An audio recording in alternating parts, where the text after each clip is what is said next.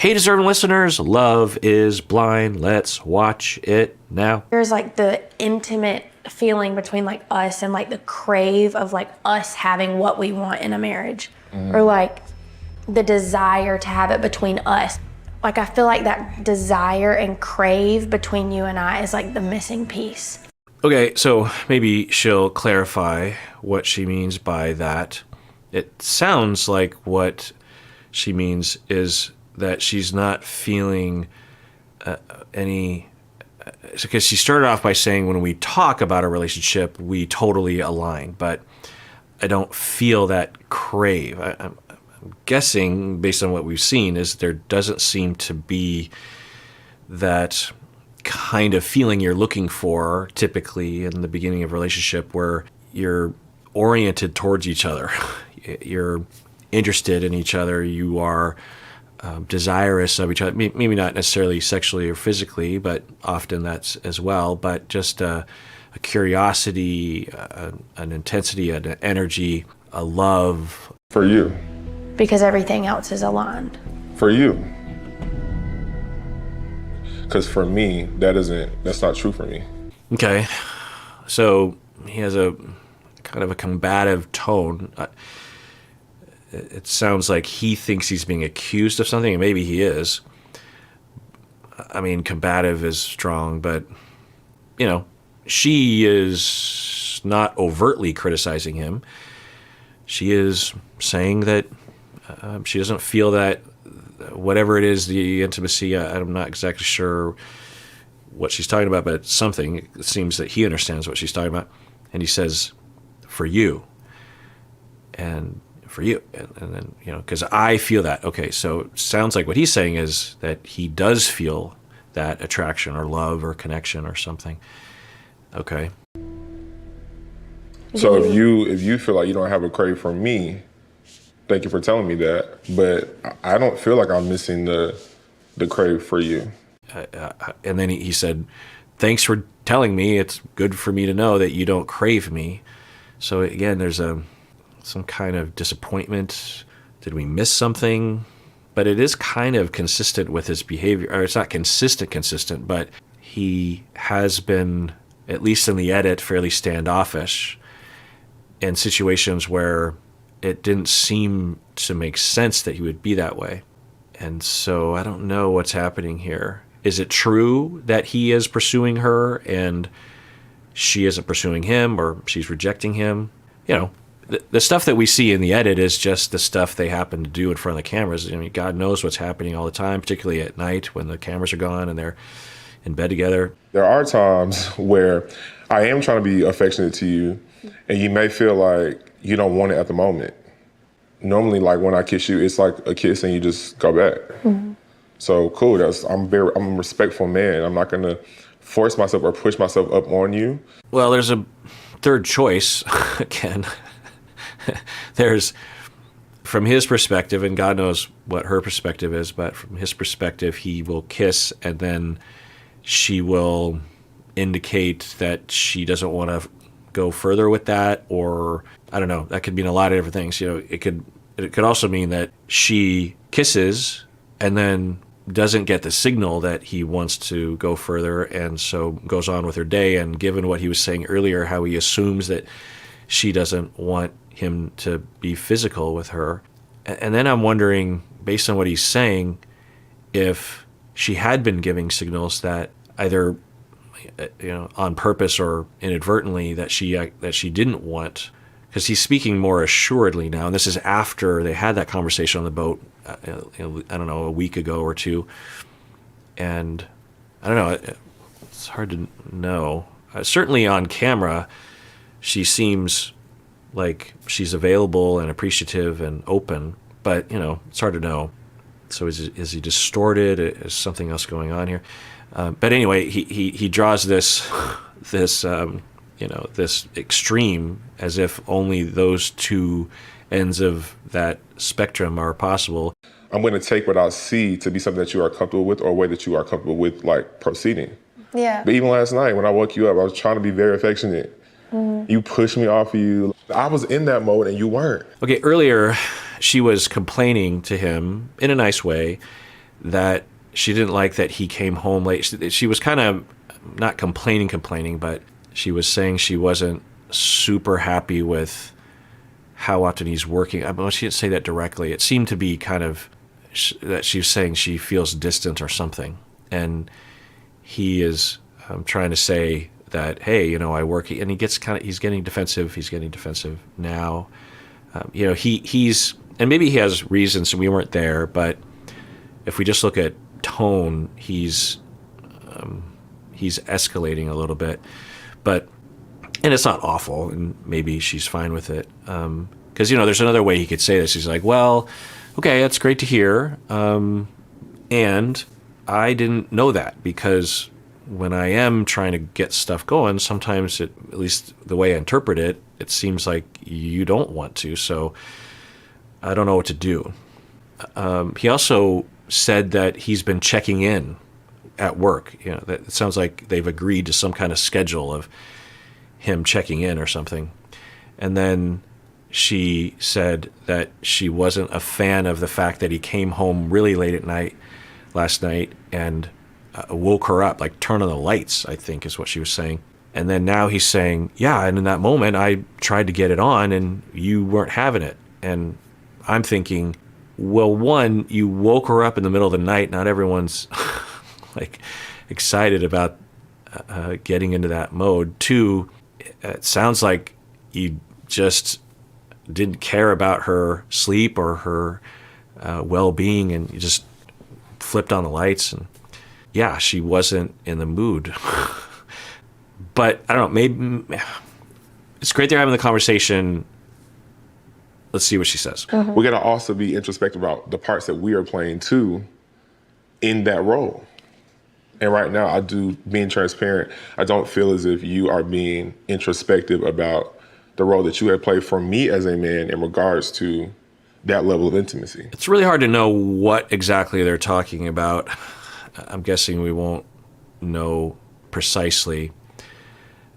But there's a possibility, one, that when she was saying intimacy, she's referring to more general intimacy, and maybe sex is definitely a part of that, but it's possible she wasn't talking about only sex, and he is talking only about sex and is mainly concerned about that and is not thinking that they're talking about general intimacy. I don't know.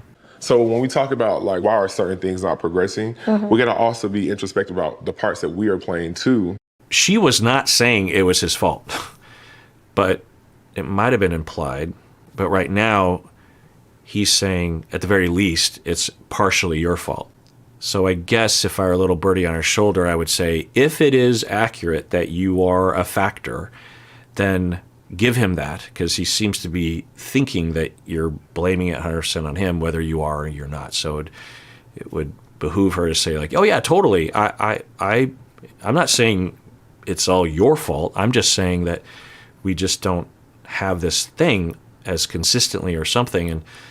And sure, some of it is because sometimes I'm not in the mood, or I don't know. But maybe it isn't true. I just can't really tell. But we'll listen to the way he says this next phrase. Not to do anything like sexually, because we have been going true with this vow that we made to each other and to God. Right, I forgot. They were going to wait. So I don't understand. Let's see what I'm a little lost. Just wanted to like love on you since I did get home and you were sleeping before you went back to sleep, and you wasn't in that mindset. Yeah, I would ask her if she typically is in the mindset when she's woken up suddenly in the middle of the night, because there are people who are absolutely up for that. So they're not talking about sex, they're talking about, but I still don't know precisely. Is it just kissing and cuddling, or is it oral? I don't know. But anyway, so I would wonder what she would say. It's also possible that she might say, well, yeah, I actually am the sort of person that would wake up in the middle of the night and would be up for that. But I was in a bad mood, or I don't feel it with him, or I don't know. That doesn't really give like, I want intimacy. That Right. doesn't really give, I want to Right. be held, I want to be touched. That gives like, stay out of my way, let me get this stuff done. You're gonna hurt your It's watch. okay, I'm good. But that's the thing that is how you show up often. And I've had to accept that because I chose you. Okay, so I wonder if from the beginning, off camera, she, according to him, has been giving these signals that she is not always interested, or when she's not interested, she lets him down in a harsh way. It's hard to imagine because she seems open and nice. But anyway, that's, I think, what he's saying. And it might even predate that boat thing, that's what he was, he didn't refer to that directly. But when she was like, I like touch, and he's like, oh, I assumed you didn't. And he didn't mention because of the way you were acting towards me or something. So either it's misunderstanding or he's not bidding for that kind of intimacy in the right moments or in the right way, or I don't know. I think where I am getting the most concerned about is when you start to question the status of our relationship. And to me, I wonder, when life continues to happen, Yeah. is it gonna always be a question about how I feel about you? Yeah, this happens a lot. By the way, I keep noticing that I keep pausing when her eyes are blinking. It's like statistically unlikely that every single time, and I seem to be doing it. This is a frequent conversation on the show because on one hand, I totally understand, of course, they should all be thinking about whether this relationship is viable. And of course they all are. Even if you were totally in love and you weren't really having conflict, it would be weird if you didn't at least have a question mark at times. But particularly when there's some kind of issue that is, to you, fundamental to the viability of your potential marriage. But then you have other people that will say what he's saying, that will say, how dare you, essentially, or how am I supposed to trust you? To me, I don't know if I would trust someone if they didn't have questions, because I'd wonder, I mean, I guess, each to their own, but I would wonder about their decision-making skills or their, I don't know, just self-preservation or something. So I wonder what's going on there. Also, it's normal when you hear, even if by policy you're like, well, yeah, of course, people are going to question, but you can worry when you hear someone saying out loud that, especially what she said, she's in the way he's interpreting it is that she doesn't crave him. And he's saying that worries him, not only that she might say no at the altar, I think, but also even if she says yes, well, if push comes to shove and we run into some kind of issue down the line, which all couples do, is the instant reaction from you going to be, is this the end? You don't want to have a quick pathway to that. I think that's what he's saying. We've seen, I've had this feeling in my gut before while watching this show where I feel like there's so much that we don't know. They're referring to their relationship. They're talking real generally. And it feels like if we really knew, because there's a possibility that either she subconsciously or consciously has been standoffish with him. Maybe she liked him enough or even fell in love in the pods, meets him, initially is just overwhelmed with the experience, and then over time she's just like, yeah, I'm not compelled towards him. I don't crave him for whatever reason. And I don't know what to do with that, or I'm afraid of that feeling, or I need to change that, or this isn't going to work. Something like that. It's a possibility.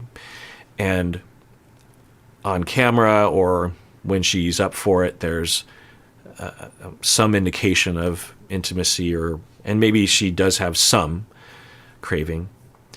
And he also has his issues where he is generally quiet and often on his phone, kind of shut down or something, and is very quick to back away and give up. Like maybe in this scenario there was a chance that a spark could have occurred if he were more craving and more pursuing of her somehow or something. But he didn't, and then it's fizzling out, and either she's aware of that or struggling with it or something. But, there's another scenario where she's been acting, because there's a lot of indications on camera that she's totally into him and in love. That's what all the behavior is saying anyway. And wanting intimacy with him, and he's the one that is either coming on strong in the wrong moments and then just being resentful and giving up, or they don't have enough emotional intimacy to be a foundation that when they do want to crave, that it doesn't feel right, because there just seemed to be evidence of that. Like, he's working a lot, and even when they're home, it seems like he's pretty quiet and in his own world, on his phone, this kind of thing. That's the edit. It's hard to know if that's true. So I don't know. I've had this feeling before where it's like, well, if you just look at the simple interpretation of the edit, then she's not attracted to him. That's the simple narrative, and that could be the literal narrative. But I don't know. I just wonder if there's a lot more to the story. And, there's a lot of reasons for, if, let's say she wasn't attracted to him, there'd be a lot of reasons for her to either try to deny that in herself, or even if she knew it to be true, there'd be a lot of reasons not to reveal that, right? If you're pressured or you feel like it's responsible to try to see this thing through, then in the back of your mind, you could be saying, yeah, I'm just not attracted to him. I don't know what I'm supposed to do, or maybe something else. You could imagine how that would be kind of frustrating for him, that he's hearing that she's open, but non-verbally he's getting indications otherwise. Or he's just a grump. I don't know. I can't talk about the crave because only you, I can show up as me, but if you don't have a crave for me or us, that's true and that's you. I've never been engaged before. I chose you. I can't just allow moments or a day to be the thing that makes me say. I wish you would ask a question. Just say, tell me more about your craving. Do you have no craving? Is there something I can do? Maybe they've already had those conversations. It can't I be that wonder how Brittany determining feels. I wonder if she's still locked in with me. Now, the craving thing, that is a feeling that you should have. If you don't have that, that's a valid concern. Yeah. I am very affectionate. Okay, so we'll let her finish here, but the narrative now that he has amended what she was saying is that she is not attracted to him. They're using the word crave, but I think it's attraction, or I don't know. I still don't know if they're talking about just cuddling or sex. I don't know. Something. Doesn't really matter. But I think lovey feelings. So I think he amended what she said and has established that. She has not disagreed with that narrative. She hasn't said, no, I'm not saying I don't crave you. I'm saying I just don't feel like the two of us. So let's see if she clarifies that. Because if his narrative perseveres without pushback, then it sounds like she's agreeing with it. We barely kiss and haven't made out. And for some reason that just seems really awkward to me. Okay, each to their own. I wonder what he would say, but it sounds like, but I don't know what she's saying with that. If on the surface, well, I don't know. Is she saying that he's not putting effort? Because she's not saying I tried to make out with you and you refused. I think she's just observing that they don't have that. That's her language. And she's not saying it's you or it's me, it's us. Is that what she's saying? I want so badly to be able to experience so much of that crave that I had with you in the pods. But it's just scaring me that that I'm not feeling like that consistently. Okay. I mean, I wish I could clarify, but I don't even know what he's saying precisely, but I think what she's saying is, I'm not in love with you, or whatever phrase we would put to it, or I'm not driven towards you. And I'm confused because in the pods I was deeply wanting to be with you. but now that we're in person, I don't feel that. Is that because of vibe or lack of physical compatibility or physical attractiveness or something else? So it seems like she's agreeing, yes, it's not us, it's me. The desire is almost like eating at me. And so that's where I'm like, what's the missing piece?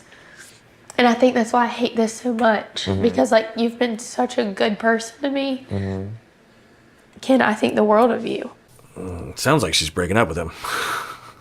You know, the phrases she's using are the sort of phrases that you use when you're either realizing or it's starting to dawn on you that you don't want to be with this person and you're about to hurt them. And so you start saying that I think the world of you, you know. So if I were in his shoes, I would say, oh, let me ask you some questions. Are you saying that you're not attracted to me and that there probably isn't a path forward to that kind of craving? Or I guess the specific question is, to get really precise, to put a fine point on this problem, is there something I can do to have it so that you will have that craving? Because if there is an answer to that, then it could point to something that he's not doing that will facilitate it. Now, maybe he won't be able to do that thing that she's asking, but, you know, we could imagine some things like, well, don't try to get with me at 1:30 in the morning, like, or don't come at me in this way or something. Or I need more conversation and not just physical stuff, you know. I want both. Or would she say, I don't think I can't think of anything that you could do. I think I just don't have it. What I'm hearing from you in this moment is the caliber of a man that you are is what I need. These things about you are what I need, but I don't feel X, Y, and Z for you. That's the thing. And that's not enough for us to get married. That's not enough for us to be like, well, we'll work it out. Oh, that's not enough. Yeah, it sounds like he's hearing her and she is seeing that he is hearing her. They keep using all these words aside from attractiveness, which I don't even know if that's what they're talking about, but, you know, the way he's you know, it sounds like you respect me as a man, that's what he was saying, but you don't feel X, Y, and Z for me. What is X, Y, and Z? It sounds like they understand each other, but I'm just curious specifically. It does sound like that drive, that attraction, that maybe it's even just general romantic attraction. And we have to be okay and honest about that. Yeah. On the scale of things, at least, it looks like this conversation is going as good as it could have gone. She started out by saying generally, and then he got a little pointed saying, well, for you. And I thought, what are you doing, Ken? Pull the reins back. But it sounds like, I mean, he could have still pulled the reins back, but it sounds like he was coming from an accurate place. And maybe for her, she didn't want to admit this to herself, and maybe she's kind of realizing it now as they're talking it out. But in this situation, like, I am confident that what is before me, God has already prepared me for. And even though I have so much love for you and I care about you so much, if it's not there for you and I, He's gonna prepare me for that, prepare you for that, and us for that. Yeah, and it sounds like he is saying, feels like we're breaking up, right? I don't know. Maybe they'll turn it around or decide to give it another shot. But if I were in his shoes, I would really want to clarify those questions with her. If it's pretty clear that there isn't that romantic or physical or sexual or something craving, whatever she's saying, then I might just say, let's end this right now because we're just wasting our time together. Yeah. I would still be the biggest supporter of you and believer in you.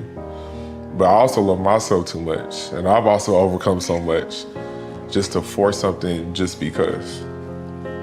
It's not fair to me or you. Yeah, it looks like she either revealed or realized that she's not in love with him, and it has to end. He's realizing it, the way he's wording it. She's not. If she were in love with him, or there was a chance, in this moment she would fight again. No. Like, that's not what I'm saying. I'm just saying, that's all. I love you. I want to be with you. I'm gonna try. She would immediately jump on that, but she's not. In fact, she's exhibiting more, I think, of its settling in. The realization is settling in, and she feels the pain of the loss of hurting him.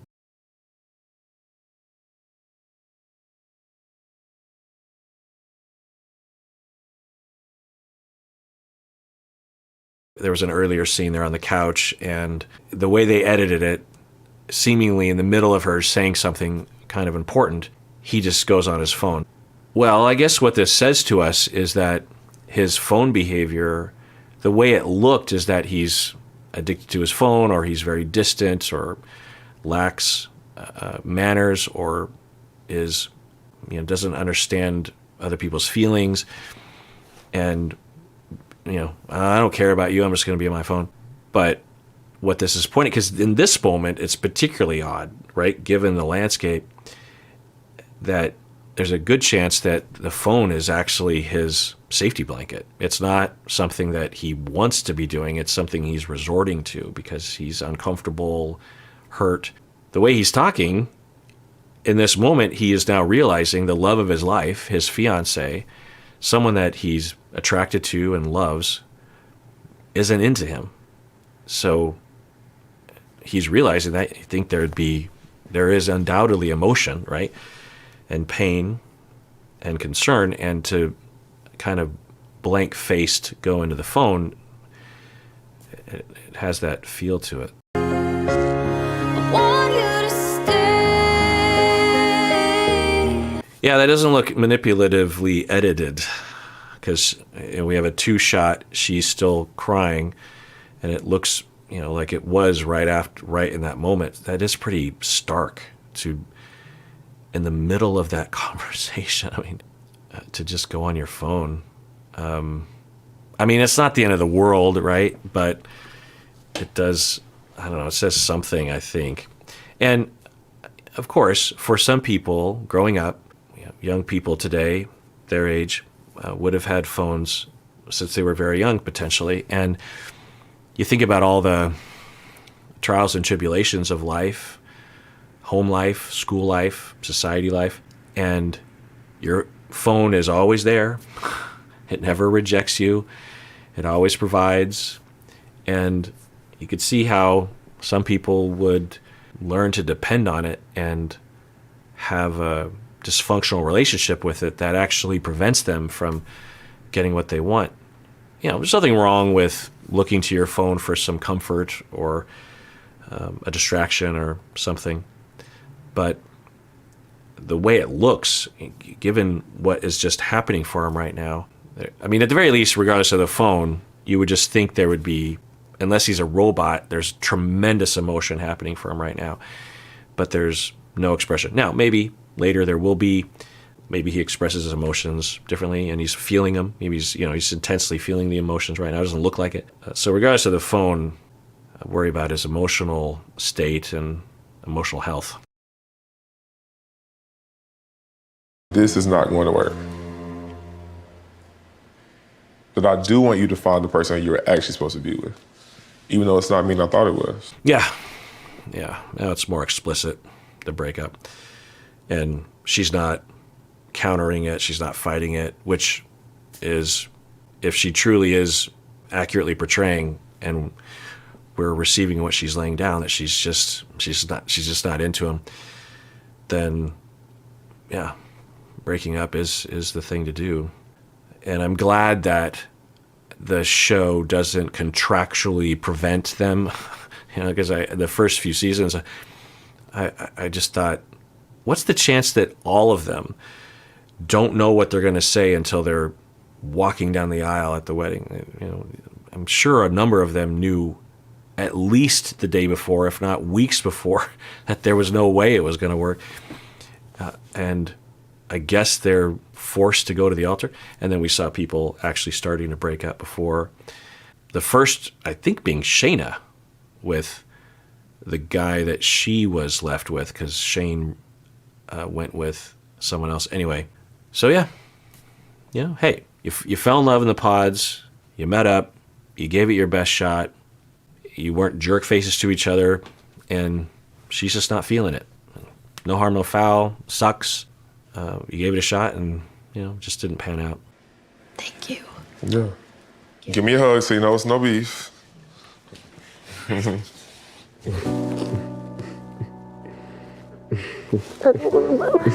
Ah, that's nice. I worry about him still, though. He's being, I don't know the word for it, he's being healthy right now and kind. There's a lot of possible reactions that someone in his shoes would have, a lot of problematic and toxic reactions. He's not having that. So this is positive. If he is telling the truth, I mean, I guess there's a chance he's not really in love with her either, but I don't think that's true. Although, I don't know, it's hard to know where he's at. I could see a scenario where he also didn't really have the amount of craving or the amount of drive or love, and either didn't notice it or was just kind of ignoring it or avoiding it or something. And when it came time, because that'll happen sometimes. Sometimes on paper, someone will say they're 100% in a relationship, then they get broken up with, and even 6 months down the line, they don't really have a tremendous amount of sadness and loss around it, which could point to a diminishing desire that was happening unnoticed over time.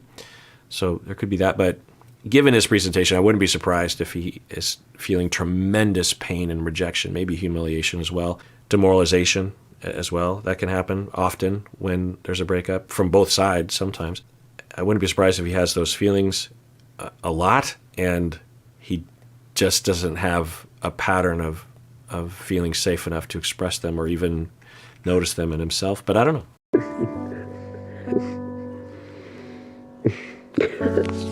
You're right.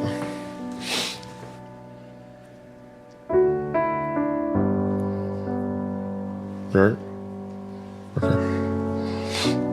And it's possible that he's on his phone texting someone to come pick him up. I don't know. It kind of looks that way.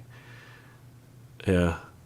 A pretty unexpressive couple breaking up in a fairly I mean, she's more expressive, obviously, than he is, but it's kind of ending the way that it was in person.